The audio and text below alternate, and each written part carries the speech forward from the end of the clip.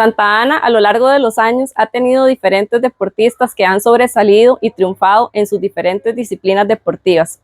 El día de hoy compartirá con nosotros en Anécdotas de mi Pueblo un referente del ciclismo nacional como lo es don Rodrigo Montoya.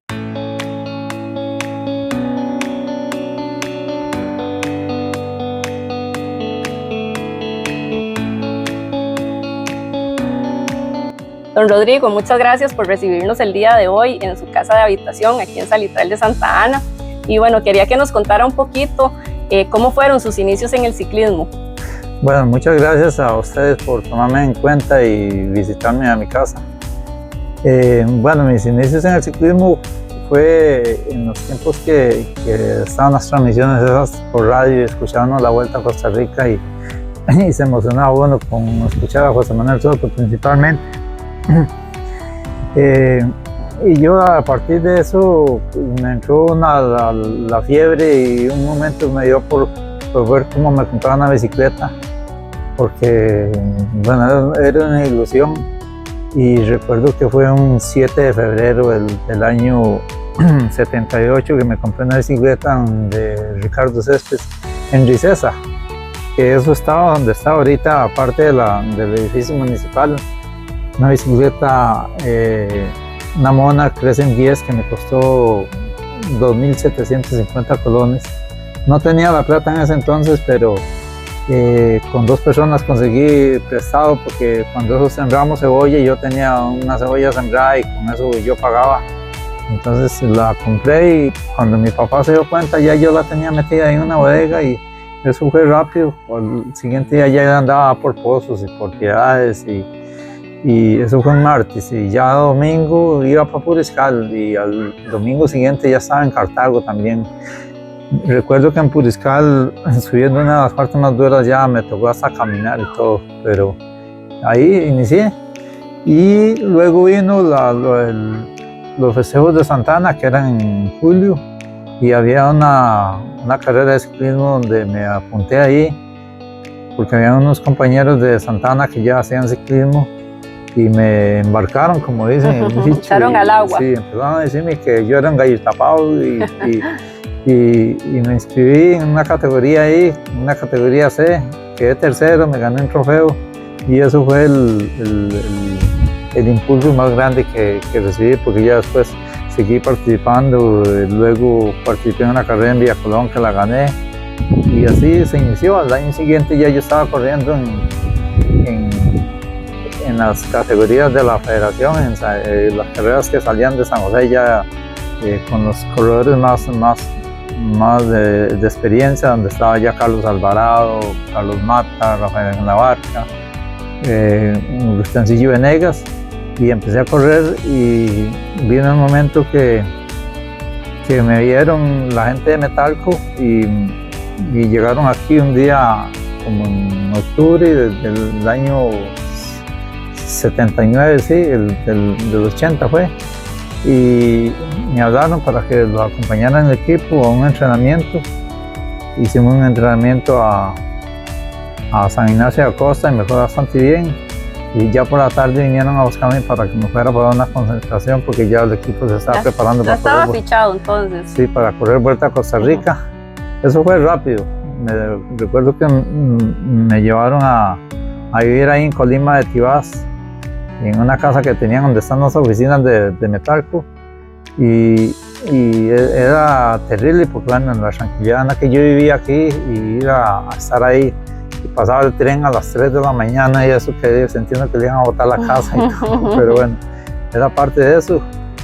Y cuando ya pude llegar a correr la vuelta, fue algo de locos, porque se corrió un circuito primero ahí en el Boulevard de Romoser, que era de donde está el edificio del ICI, se iba hasta abajo, a la parte donde termina el Boulevard.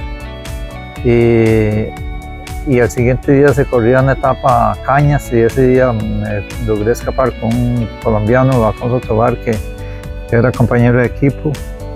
Y estuvimos a punto de ganar la etapa. Al final llegué cuarto a Cañas bueno, me puse de líder novato y el primer costarricense en la clasificación general, y eso fue de locos. ¿Y esa primera vuelta en qué año fue? Eso fue en el 80. En el 80 y ahí obtuvo el premio de líder novato. Sí, recuerdo que, bueno, la gente lo recuerda porque dicen que, bueno, en Ricesa se quedaron sin radios y sin nada así, porque todo el mundo, aquí se sembraba mucha cebolla y estaban también las cogidas de café y la gente se fue a comprar radios para escuchar la vuelta. Y así fue como inició mi carrera y ya después, a partir de ahí, ya hay 14 vueltas a Costa Rica, más muchas vueltas internacionales. Ya en el 81 pude hacer mi primera participación en el extranjero, en Venezuela, en una vuelta portuguesa, y luego a una carrera en Colombia. Y ahí vinieron una serie de competencias a nivel nacional e internacional.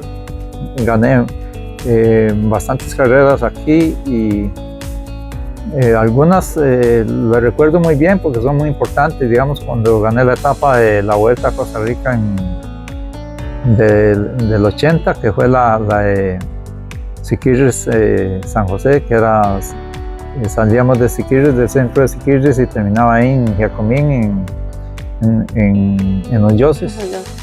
Esa etapa, bueno, no se ha vuelto a correr, pero por ahí ya son años que tiene un récord, que después lo establecí porque estaba con un récord de un venezolano y yo lo bajé como en 3 minutos. Y ahí se mantiene ese récord todavía, no se ha corrido esa etapa más.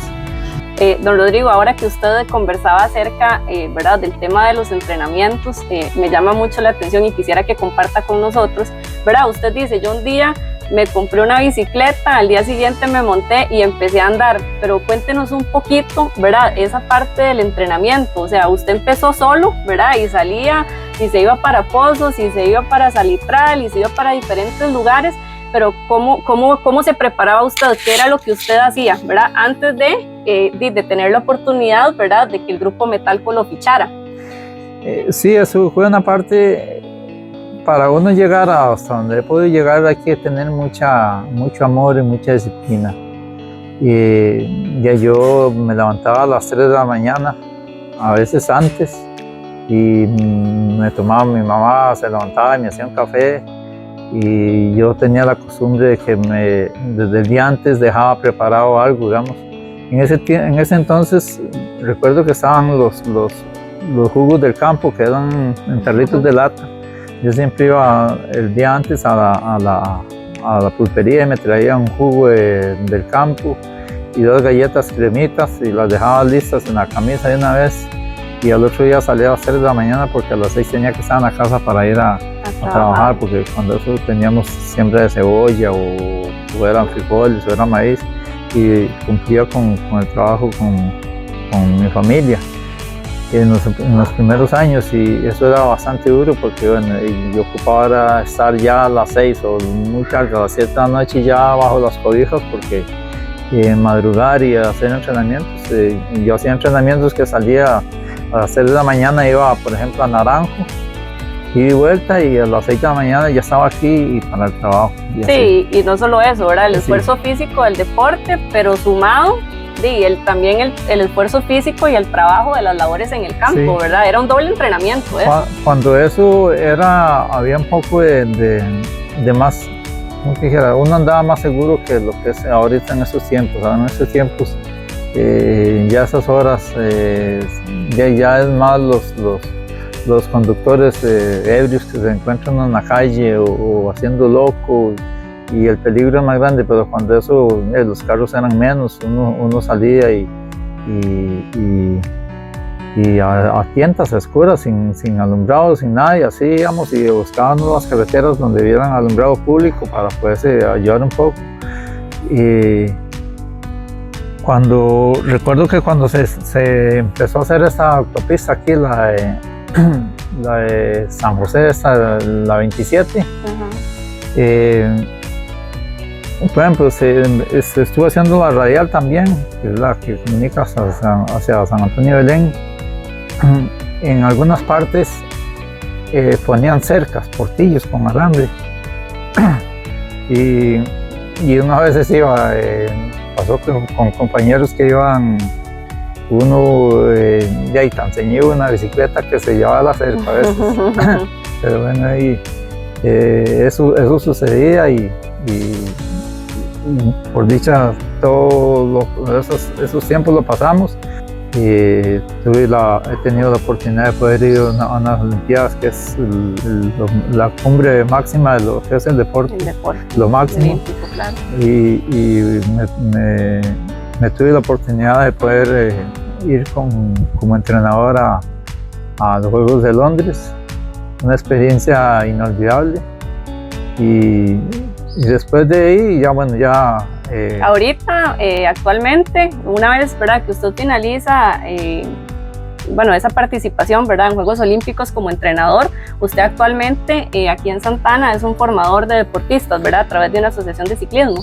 Sí, yo después de que me retiré de la competencia, seguí como asistente en el equipo de Pizza Hut, y luego a partir del 2000 tomé lo que fue el proyecto de ligas menores para Juegos Nacionales en Santa Ana, que la primera participación que tuvimos fue en Guapiles en el año 2000, y a partir de ahí vinieron ya todos los juegos que han habido. A partir de ahí he estado con los muchachos. Este año sí estaba un poco apartado ahí por algunos problemas de salud y eso.